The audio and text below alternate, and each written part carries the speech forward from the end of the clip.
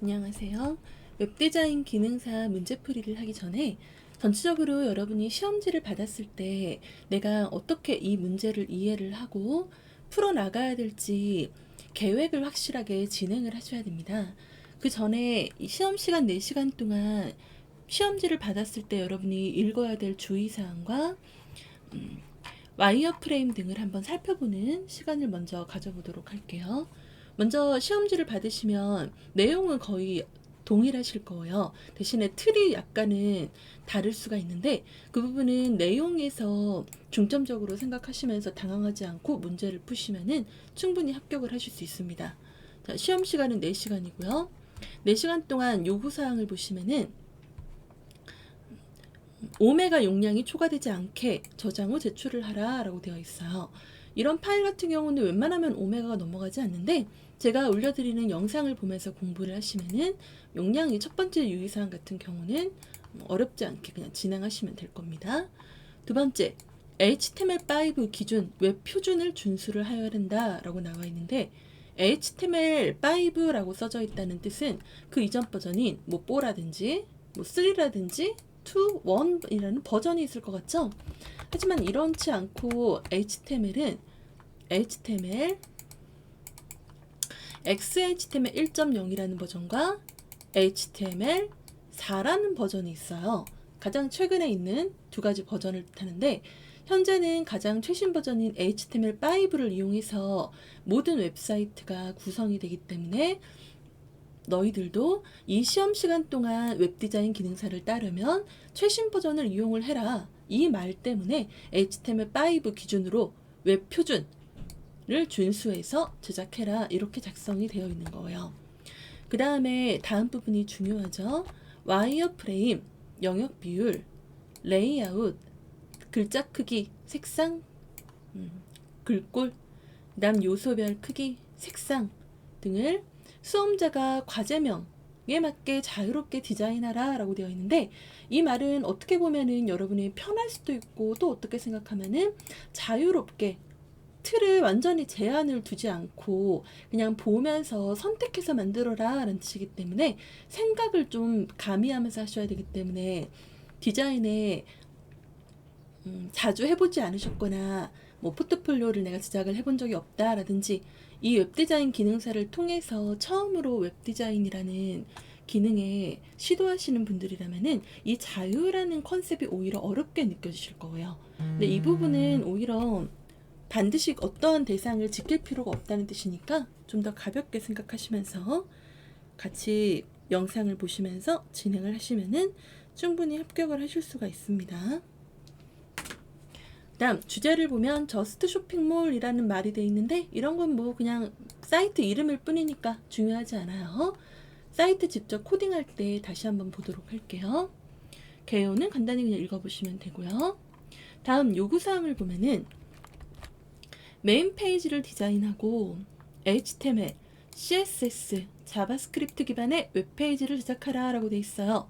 이때 jQuery 오픈소스와 이미지, 텍스트는 제공된 리소스를 활용을 해라 라고 써 있는데 이 말은 jQuery와 이미지 텍스트를 시험장에서 제공을 해준다는 뜻이겠죠.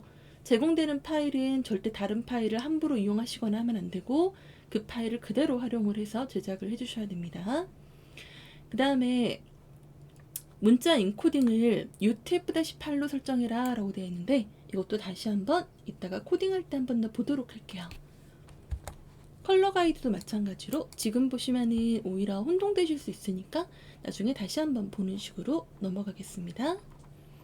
다음 장 넘겨보시면은 와이어프레임이라는 게 있어요. 이 부분이 가장 여러분이 사이트를 제작을 할 때 중요하게 여기는 부분인데 여기서 보면 100픽셀, 300픽셀, 1200픽셀, 100% 이렇게 단위가 써져 있는 부분이 있어요. 이거는 아까 우리 위에서 읽었었죠? 자유롭게 디자인하시오. 이 말에서 어긋나는 값으로 여기서 보면 와이어프레임의 영역 비율, 레이아웃 이런 말이 써 있는데 여기서 앞에 중요한 게 문제에서 지시하지 않은 와이어프레임은 자유롭게 디자인하시오 라고 돼 있어요. 근데 이거는 보면은 뭐예요? 문제에서 지시하고 있죠? 직접 값이 써 있죠? 그러면 이거는 지시한 값이니까 이건 반드시 따르셔야 되는 답안인 거예요. 이거를 안 지키시면 감점이 되거나 크게는 0점 처리가 될 수가 있겠죠. 근데 만약에 가로가 표시되어 있는데 높이가 안 써 있다 하면 그게 바로 지시되지 않은 거니까 자유롭게 그냥 판단해서 만들어라 그 말인 거고요. 요거는 숫자가 써 있으니까 우리가 다 지켜야 된다는 뜻이겠죠? 그 다음에 뭐 로고 넣어라, 공지사항 갤러리 넣어라, 배너 넣어라, 바로가기 넣어라 이런 말이 돼 있어요. 이런 거 보면 반드시 적어줘야 된다 이 뜻인 거겠죠? 그 다음에 C 영역 콘텐츠 각각의 넓이는 수험자가 판단을 해요. 자, C 영역 이거 말하는 거죠. 근데 C 영역이 높이 200픽셀이래요. 근데 칸을 점선으로 3개로 나눠놓고 가로 너비가 표시가 안 돼 있어요.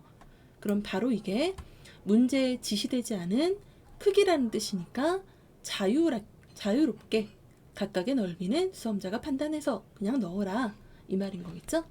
근데 화면을 보면 공지 갤러리, 배너, 바로가기가 거의 일정한 비율을 가지고 있는 걸 볼 수 있어요. 1대 1대 1 비율이죠? 그럼 이런 경우는 전체 1200픽셀이라는 값을 기준으로 1200에서 나누기 3을 하는 식으로 값을 픽셀로 만들어 주시거나 또는 100% 백분율 기준으로 100% 나누기 3 해서 나온 퍼센트 값을 이용해서 나중에 너비를 쓰시면은 쉽게 제작하실 수가 있습니다. 마찬가지로 D 영역도 그렇죠. D가 100픽셀이라고 되어 있는데 너비가 점선으로 3개가 나눠져 있는데 여기가 또 표시가 안 돼 있어요. 각각의 넓이가 자유롭게 하라는 뜻이겠죠? 또 A 영역도 높이가 100픽셀이라고 되어 있고 전체 너비는 1200이라고 되어 있는데 가운데 열 나눠져 있는데 여기 표시 안 돼 있어요. 메뉴 여기도 표시가 안 돼 있어요. 넓이 몇인지. 여기는 높이까지도 표시가 안 돼 있어요. 다 자유롭게 하라는 뜻이죠?